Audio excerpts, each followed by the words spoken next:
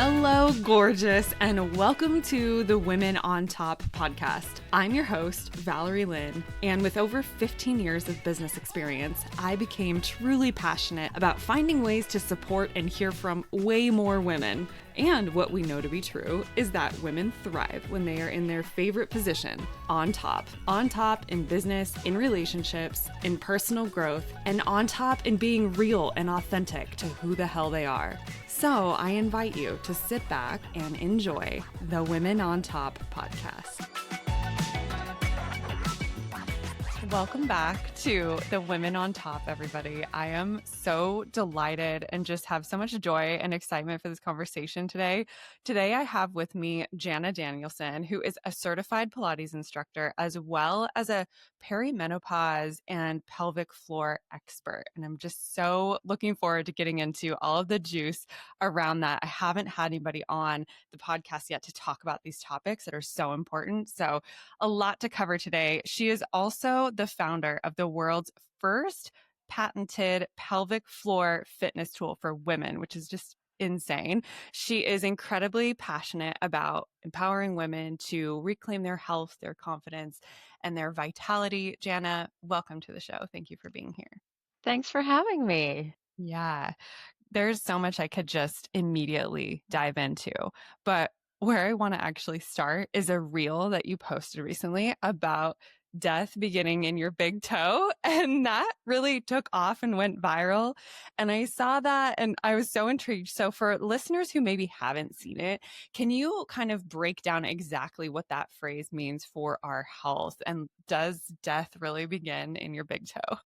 Yeah, this was part of a conversation I was having with my oldest son, Tyler, who helps me with my marketing, and he kept saying to me, "Mom, you got to get on TikTok." And I'm like, "Ty, my ladies aren't on TikTok." And then he took what I tell women, try this for 30 days. And he's like, "Would you do it for 30 days? Would you post a video every day for 30 days?" And this one Monday in July, I was, really highly scheduled. And so I was like, what am I going to post today? And I like to come at the body from a unique perspective because I'm not a physiotherapist, or I'm not like a naturopathic doctor. I did a business degree, and Yeah. then I healed my own pain.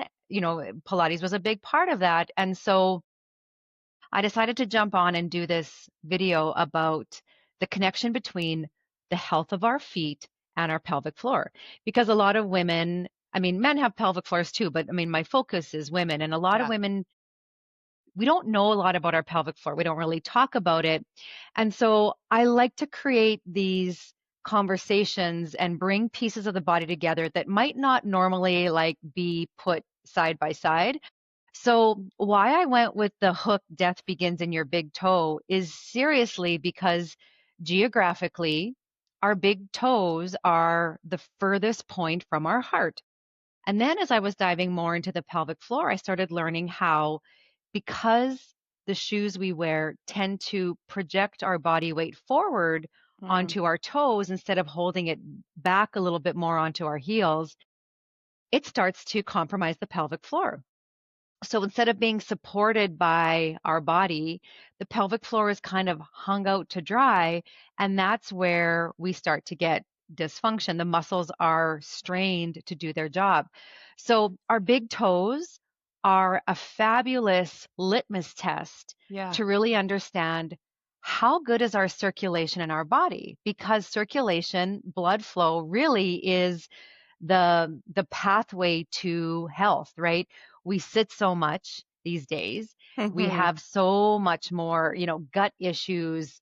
We're constipated, we're bloated, and we chalk it up to, just another candle on our birthday cake. So yes, I mean, death does begin in your big toe, because if your big toe is numb, if it's discolored, if it does have a bunion or is pointing in one direction and not nice and aligned, that is an outcome of a part of our body that does not have what it needs to flourish. And the tissues made up of cells are communicating that to us. So it absolutely does begin in your big toe. That is so fascinating and such a unique concept to think about that. I love the way that you connect it back to like the heart and everything else in our body. And I think that's something that is unique about you that stands out to me is like Hmm. how you explain the interconnection of our body and just how everything weaves itself together. So, okay, that being said, if you have something going on with your feet, like a bunion or Yeah. whatever, do you need to be freaked out? What can you be doing right now to make sure that you're like not about to die? Right? It's such a great question because do you know what? Like, I didn't realize how triggering that video was going to be for some people. Like, they're like, I'm "Oh my sure. God, am I like am I going Yeah. to be like having a dirt nap soon?" And I'm like, "No, like, here's the thing, right? Here's the thing is that I am such a champion for wellness and I try and reposition health as opposite to what we've learned. We've learned that being healthy, eating healthy, moving our body it takes a lot of effort. It takes Yeah. time. You know, I'd have women saying like, I fell off the wagon. I haven't done my Pilates for 2 weeks. And I'm like, guess what? There's no wagon. Like, Yeah. just like we have seasons, the body is going to ebb and flow. And so, it doesn't mean that you have one foot in the ground. It's the body is an amazing communicator, Yeah. right? Pain is something we don't want to experience. Well, guess what? Pain is a way that we communicate with our Mhm. body. Our body tells us something's not quite right. Yeah. So I want to kind of flip the script on that. And instead of being like, oh my gosh, look down at your feet. I have plantar fasciitis, or I've got, these hammer toes that are curled up, look like eagle talons. Am Yes. I on my way out? My response to you is actually recognizing this is a gift that you can give your body because there are such simple ways that we can start to bring life back into the feet, which is going to then, permeate its way back up throughout the entire body. I can honestly say, Valerie, at at 21, I was on 11 different medications, was told the pain was in my head. I was seeking attention. Fast forward literally 3 decades, now at 51 years old, I actually feel the healthiest, most, you know, abundant, energetic, despite being smack dab in the middle of perimenopause. I can say with 100% confidence that my body is more dialed in now than it was 30 years ago. Oh, that is such a beautiful testament to the work that you're doing. And gosh, I can't believe I saw that in a different interview you shared, that that was the feedback you received, that basically they told you you're crazy, like this is all in your head. So can you kind of share what that experience taught you? And if somebody's feeling really dismissed, maybe, the Hmm. medical system is wild. If somebody's feeling that way right now, what would Yeah. you tell them? The biggest lesson that I learned from that moment was we give up our power to believe that our body knows how to heal. Mm, And it absolutely does.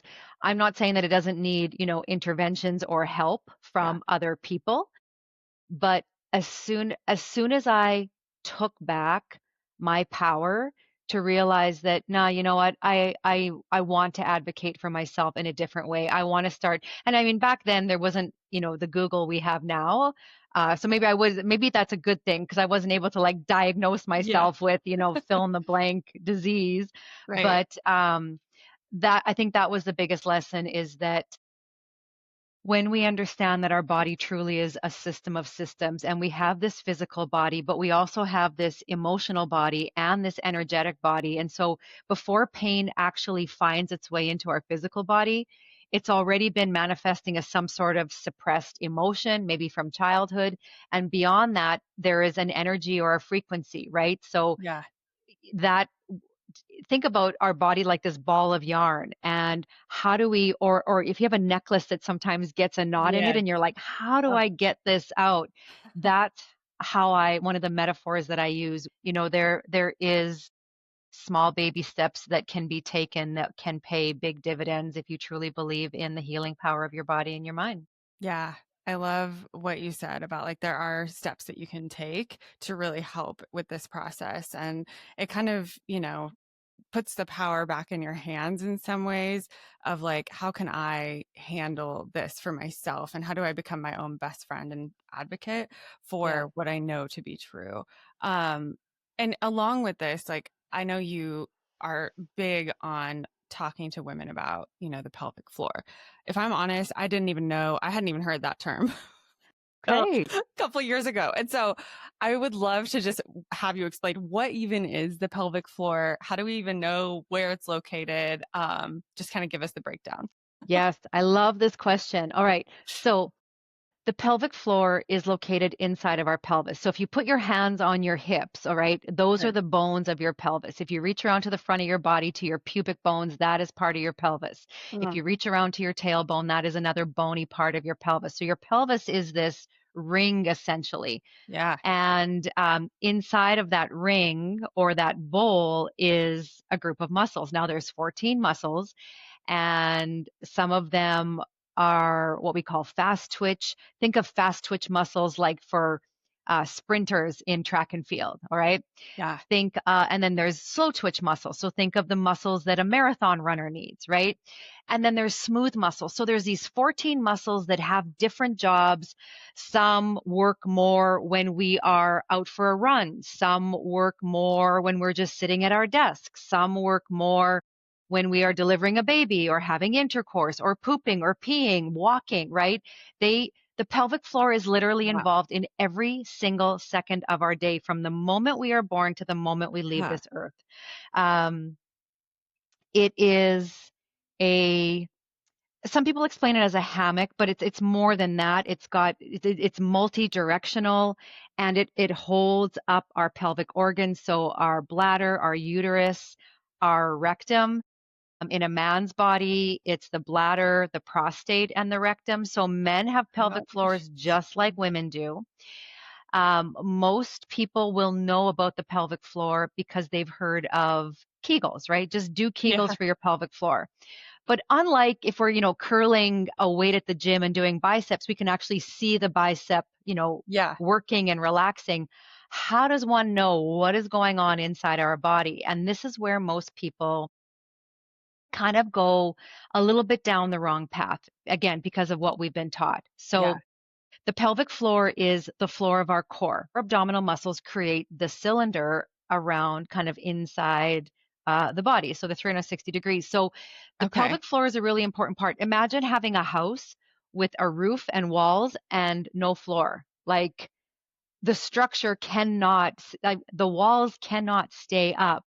The roof Wow. cannot stay up if there is no floor. Yeah. That's essentially, in a very simplistic way, what your pelvic floor does for our core, holding in our organs. And here's the key thing is that, and I've been explaining it this way to a few people, and they're like, "Oh my gosh, that is so good, that metaphor." So imagine your pelvic floor is like a follower, and imagine the diaphragm is like the influencer.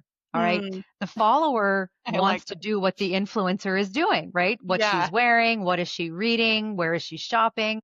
And so if you imagine your pelvic floor looking up at that influencer, as we go through our teenage years as women, we tend to, right? Because we're conditioned. We want to be as narrow as possible. We buy these ridiculous waist trainers and Yeah. and fashion, right? I mean, I love myself a good pencil skirt and that. However, knowing how to care for your pelvic floor outside of fashion is important. So Right. when we take away space, from at our waistband, the contents of those organs, the blood, the lymph, it has to go one way or the other, up or down. And in many cases, because we live on a planet with gravity, it goes down. So our pelvic floor can become very compromised. Also, if we tend to hold a lot of stress, tension, anxiety, trauma in the pelvic floor, Yeah. right?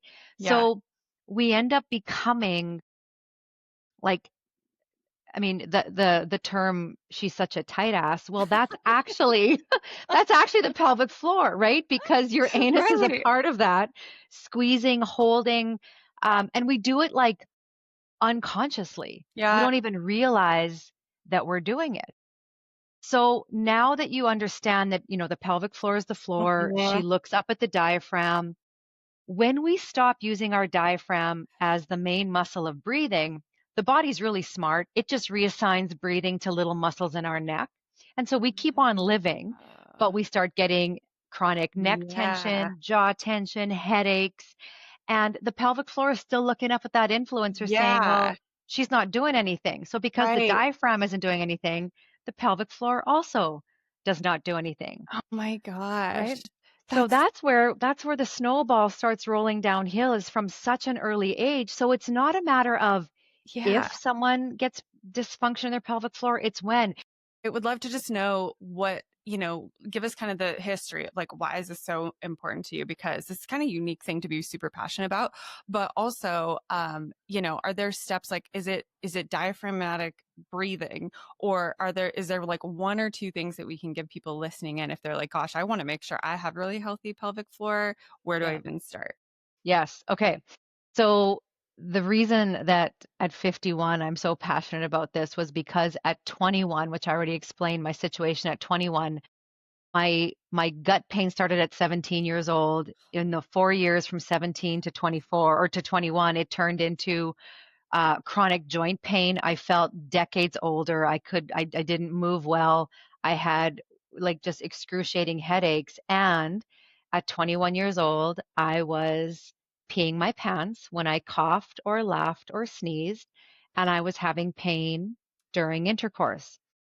And, at 21 years old, what I was taught or what I had learned was that these kinds of things happen two times in your life: after you've had a baby and when you got into this phase of life called menopause. And here I was at 21 years old. None of those, no, like neither of those were a part of my reality at that point. Yeah. And I just, when my doctor told me the pain was in my head, I was seeking attention. I went through my dark night of the soul 6 months, and then I found Pilates. And that's what really created this curiosity. I just wanted to learn, like, why are we taught that the body is pieces, right? If you Yeah. have a stomach ache, it doesn't mean it's your stomach, right? Yeah. If you have a headache, it doesn't mean it's your head. Totally. So that is when I started like almost being like this investigative, like, Sherlock So Holmes good. for the body, because Yeah. I wanted to know. I wanted to know why this pain journey and the gift of pain. Now I see it as a gift. Then I saw it as like brutally unfair. Yeah. I'm sure. Why, first of all, why does it happen, and how can we in a natural way kind of unwind it? And so, to answer your question about what can you do right now, Yeah. the pelvic floor has, if you think about a spectrum, there's two ends of the spectrum. On one end of the spectrum, there's something we call hypertone. So too much tone, tension.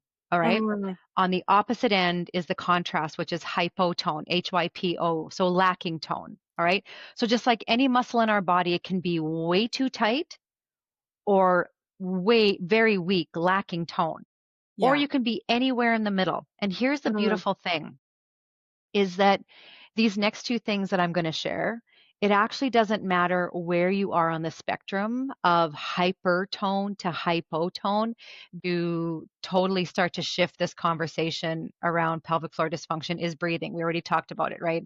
So diaphragmatic breathing. So very simply put, if you place one hand on this flat bone called your sternum, and if you cannot see mhm. us, it's just this flat bone. If you just go down from your chin like 6 to 8 inches, right at Yeah. the top of the chest, that's your sternum. All right. The other hand goes on your belly button. Now, here's how you can test if you truly are breathing diaphragmatically or if you're breathing with those little neck muscles. And if you're breathing with the little neck muscles, when you inhale, your top hand is going to move more than your bottom hand. All right. So try that a few times. So notice which hand is moving more. So again, if your top hand, you're like a little goldfish. You're breathing with your gills and your neck. We want to Yeah. change that. As you breathe in through your nose and out through your mouth, that bottom hand, the bottom palm on the belly button should be filling with your flesh, with your body. All right. You should feel your body expand into the waistband of your pants on the inhale, and then on the exhale it contracts like a soft bark Mm, tree on 360 degrees. Do you feel that? yeah. I Yeah. feel like I really have to concentrate on that. It's like only in those moments when you're like Yes. meditating or whatever that I am thinking about it that it happens. So is there Yes. a way to get it to Yes. be more natural? 100%, right? There is, so right now, what we, when in Pilates, we call it unconscious incompetence. People don't even realize they're doing it wrong. They're like, I'm living, so obviously I have to be breathing, right? Yeah. And yes, however, we breathe about 22,000 times a day. Okay. Imagine these little muscles in your neck that already have a job to do. They're holding your head 8 to 10 pounds on top of your spine. And now 22,000 times a day, you're asking them to do a job that's not actually theirs, but they're willing to help out. So again, when you are so excited to get to your massage therapist or acupuncturist or chiropractor because you're jacked up in your neck, and then 10 days later, you're back jacked up again.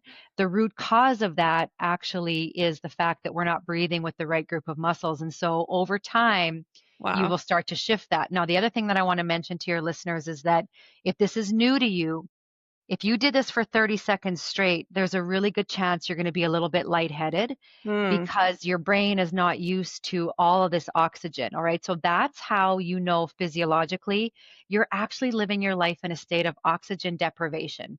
Oxygen stores are low. So think about when you're driving your vehicle and you're on low fuel and that little orange light or red light comes on and you're like, "Oh, I got to stop at the gas station."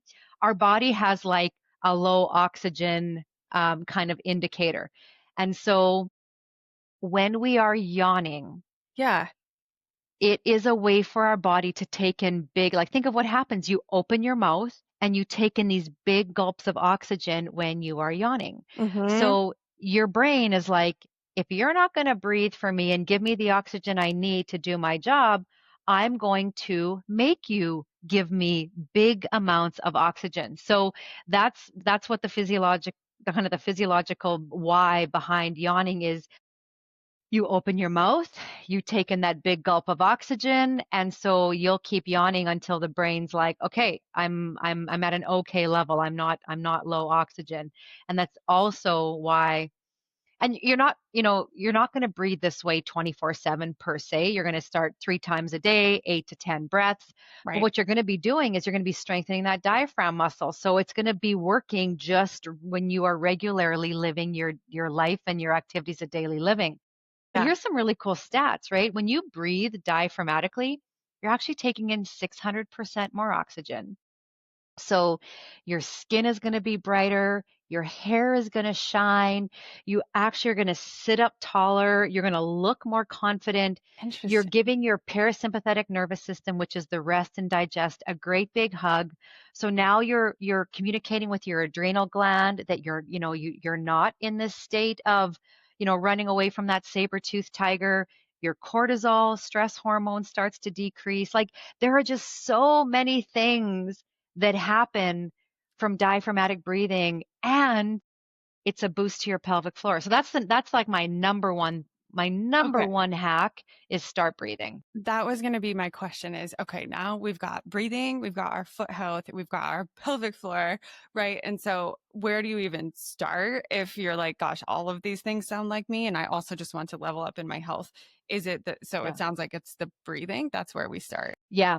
Yeah, the breathing is where you start. And then I would say the next most simple way to start to deal with this is standing. When you're standing posture, the optimal weight distribution in your feet is 60% in the wide or in the back of the foot, in the heel. So the big heel bone is called the calcaneus. So we've got one big solid bone, and the Yeah. other 25 bones are small little bones so we can run and jump and spin and do all these things with our feet, right? So when we Yeah. bring our weight back to 60% in our heels, and 40% across the widest part of the foot called the metatarsals, where the toes connect into the foot. That is optimal weight distribution. Now, even when you're standing in line at the grocery store, your core is engaged, your pelvic floor is supported, your booty is on, your hamstrings are working. Like, so from a metabolic health perspective, so about 93% of Americans right now are metabolically unhealthy. All right. That's I'm huge. That surprised. means only 6% of people in the US are metabolically healthy. And Yeah. what that in a very, very simple way, what that means is, metabolism simply is how good is your body at taking energy from food and turning it into energy for your body, right? So the better your body is at that, the higher your metabolic health is going to be. Your organs are going to be working, digestion, circulation, you're going to be Yeah. sleeping well, pooping well, moving well, right? And so this something as simple as 60/40 in our feet is a really, really important ace in our back pocket. And then when we're sitting, moving the flesh of our butt out of our way so that those bony sit bones almost become like our feet when we're standing. Mm, And we want to sit up on those sit bones. So the breath, standing posture, and seated posture can actually be such a simple way to start to shift our trajectory on instead of like, aging, we get into this longevity framework yeah. on how simple our health really can be if we choose it to. Yeah. Um, oh my gosh, I just feel like so much of this I never knew about. And like, why? I don't know. That's a big question. Why aren't we talking about it? Why Why don't are we we know not this? talking about this? Yes. If that many Americans are that unhealthy in that way, and we can make these shifts that really are not like staggering. It's not like you have to go out and spend a ton of money or even put in No. a ton of time. What is going on, and how many people could we be helping in the process? Oh my gosh. I know that's a whole. I mean, there is a big rabbit hole here, Yeah, I right? know. Like, I mean, there's so many, I mean, there is, it's easier, like, our healthcare system truly isn't a healthcare system. You might have even heard, I like, know. sometimes it gets referred to as the sick care system, Yeah, right? And once you're in, there's a fabulous podcast with once you're in, you're in. It's this like revolving door, right? yeah, And it was like fascinating to listen to his perspective on that. yeah, Um, I think the stat is somewhere around by the time someone hits age 60, they're on like 4 prescription medications. And that, that's a yeah, lot. That yeah, is a lot. And usually, those prescriptions, and don't get me wrong, there is a time and a place for that type of medical intervention. yeah, Absolutely, right? yeah, However, it is really challenging for the body to find its true natural essence when it is being bombarded with, synthetic or made up compounds that yeah. mask pain, um, and then, have their own kind of side effect issues that you have to deal with down the road. So, yeah, Yeah, I just feel like so many people that I've talked to even are like, well, it's in my genetics. I'm probably going to have yeah, to go on this medication. Well, this is just the way it is. My dad had this. And I'm always thinking to myself, I don't know that that's true. And I yeah, wish we had more education like this. And yeah. that's why I really wanted to bring you on too, is because you're such a wealth of information. And I feel like you're Hmm. just doing it from like the goodness of your heart. Okay. So we have to, before I keep going, we have to talk about this.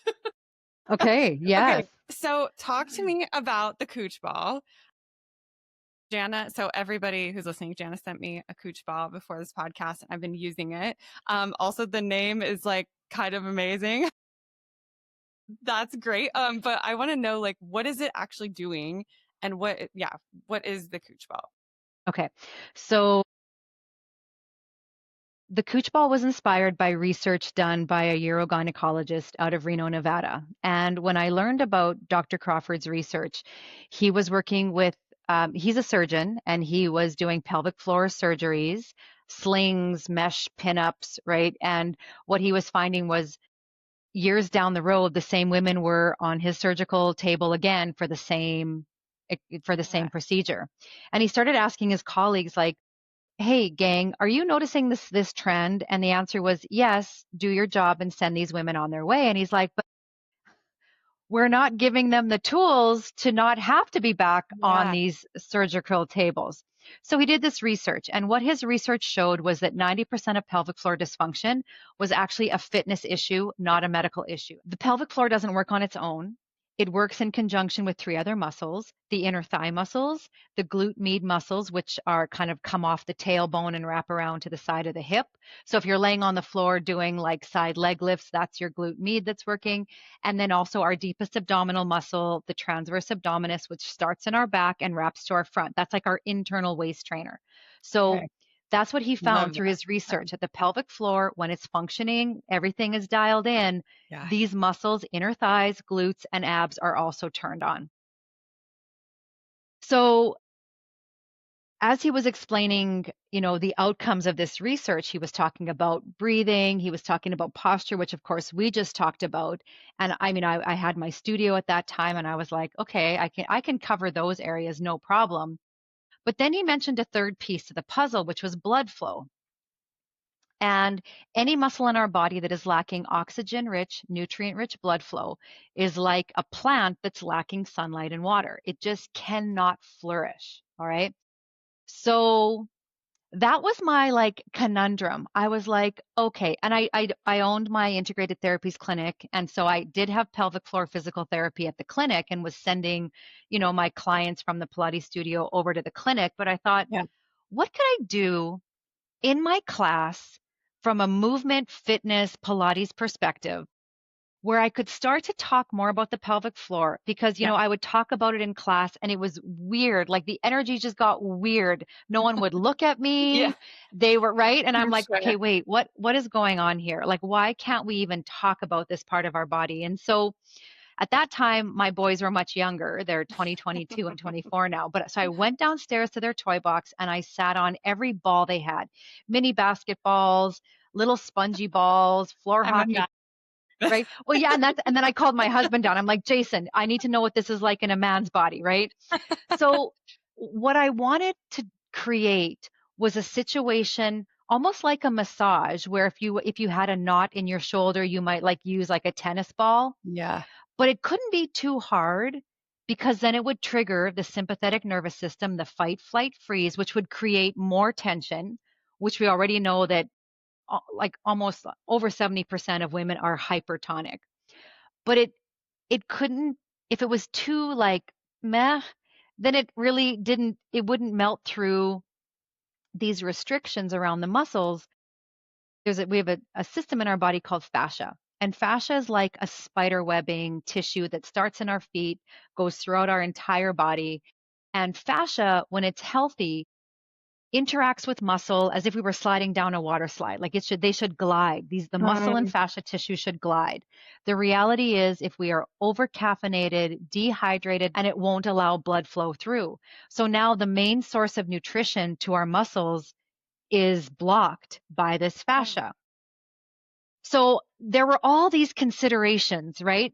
And so I couldn't find something on the market. I went to Toys R Us and I bought more balls. Some were too big. The Little Tikes playground ball was, kind of the closest thing, but it's a ball. So with the yeah. weight of an adult on it, it didn't do to the nervous system what I wanted it to. So that's when and I remember my husband saying to me, because I was complaining, right? I couldn't find something. And he's like, make something. And I was like, what do you mean make something? He's like, make something. You're an you're an entrepreneur, solve the problem. And I'm like, oh my gosh, okay. So the Cooch Ball was born in 2020. Um, we found a really great, so there's the bladder of the ball. It's got three layers. The bladder of the ball is wrapped in this really cool nylon thread that gives it a little more substance. And then we add the rubberized coating on it. We fill the ball to about 80% full just so it can have a really nice conversation with our nervous system. And when you sit on the ball, here's what's happening. And again, doesn't matter if you're hypertonic or hypotonic, the ball gives you what you need. It's kind of like a choose your own adventure book, all right?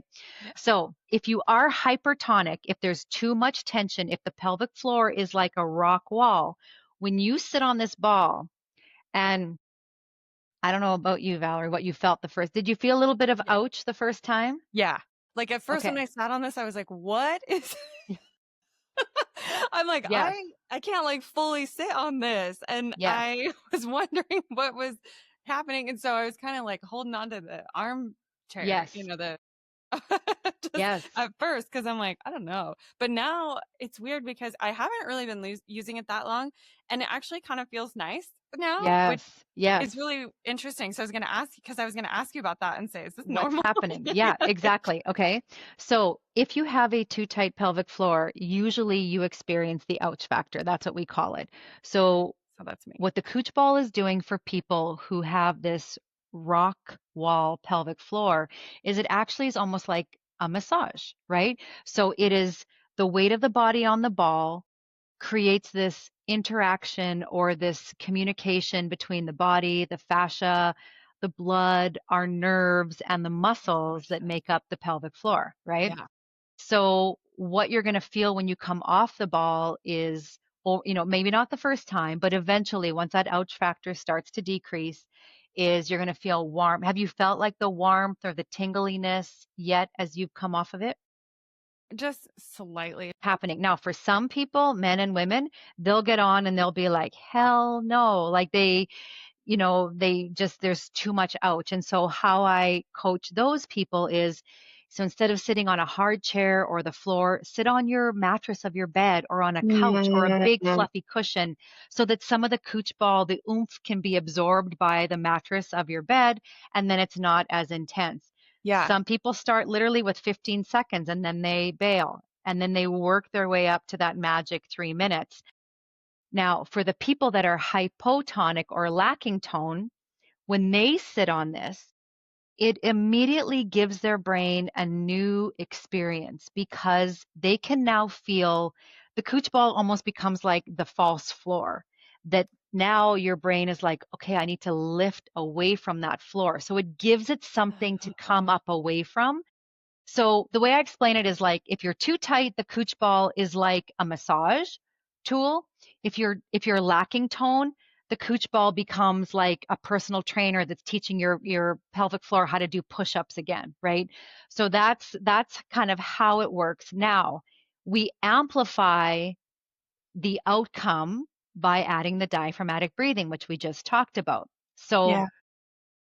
really, it's really important to understand that when we inhale through our nose, that is when the pelvic floor is at rest. Okay. So when we inhale, our lungs are filling with air. So that diaphragm that's sitting in the rib cage, it's got no room. So the diaphragm, as we inhale and our lungs fill like two big balloons, the Yeah. diaphragm actually has to duck and get out of the way.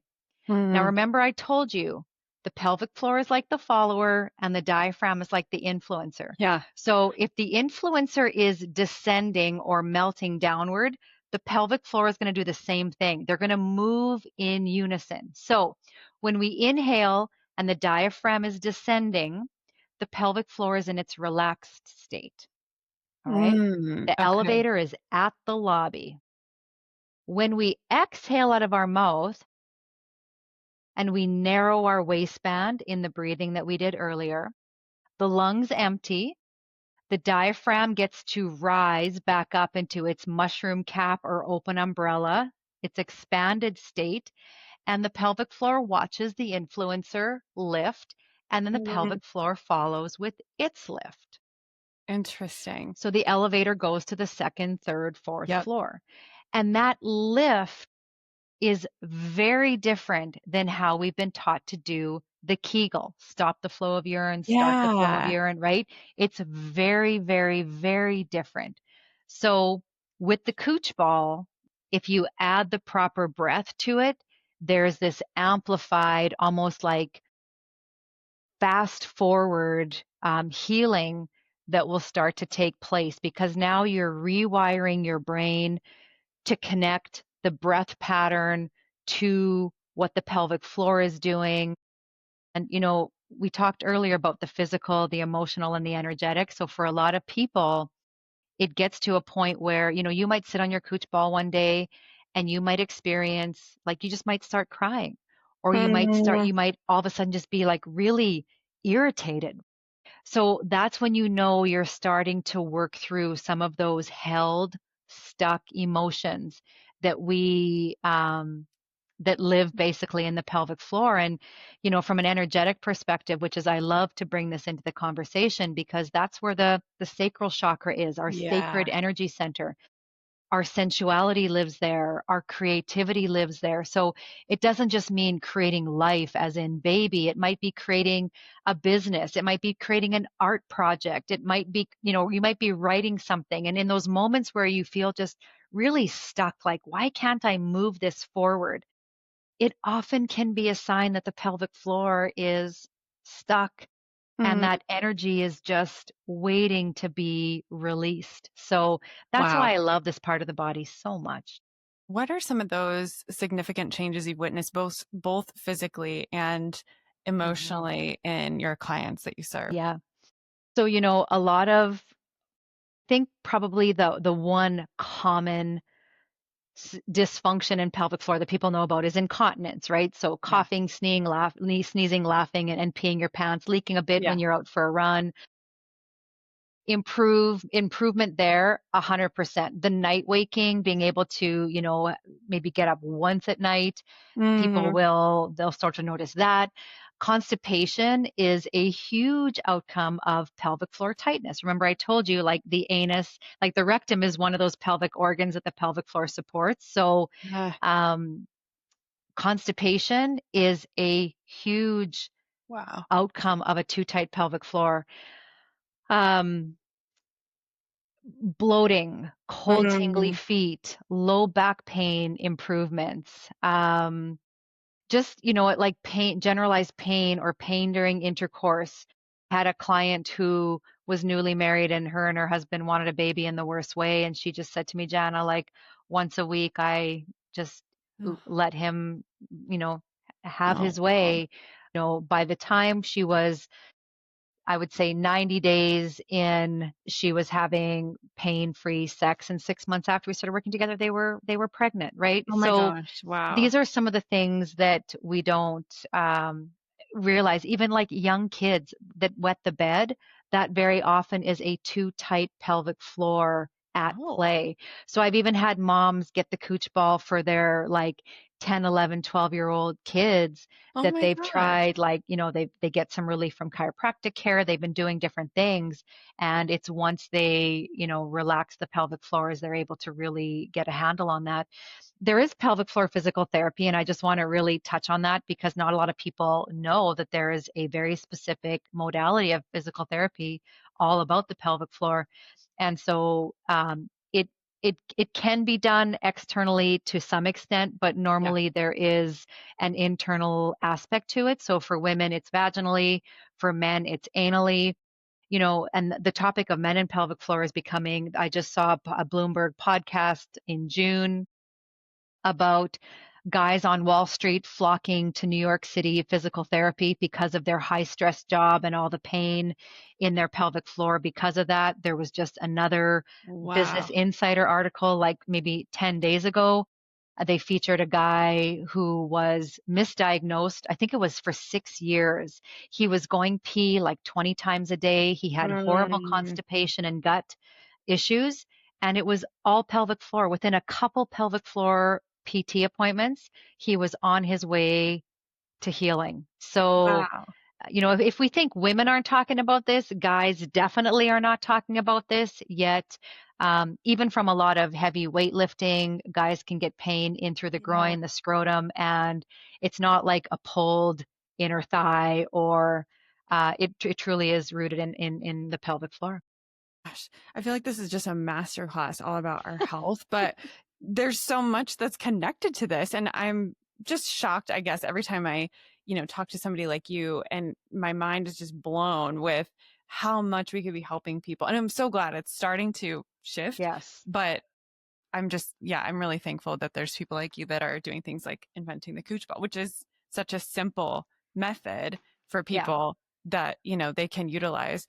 I I know you recently, I think recently, you have a book that's called The Sacred Women's Guide to Blooming Better. Yeah. So I'd love to talk about that and just, Mhm. tell us kind of, I think you've described this like as the book of your soul.